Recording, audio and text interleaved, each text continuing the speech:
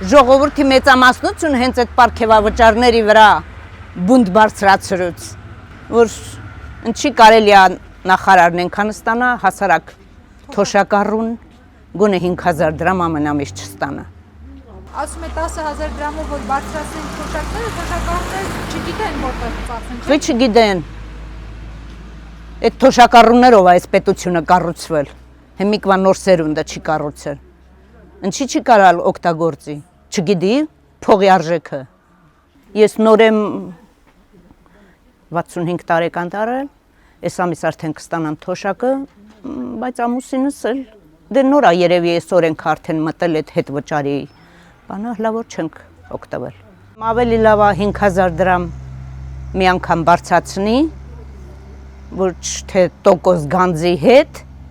ավելի լավ է մի անգամ ասի 5000 դրամ, արդեն դու գիտես, ուզում ես քարտով վճարում արա, ուզում ես կանխիկ վճարում արա, դու թոշակառու ես, դու գումարը կարաս ոնց հարկս համարում ննցել յուրացնես, ոչ թե պարտադրեն, որ ինչա կոմունալս վճարում դրանից տոկոս չի գանձվում կամ ես ինչա նշանակում դա, ոչ մի բան, խաբում։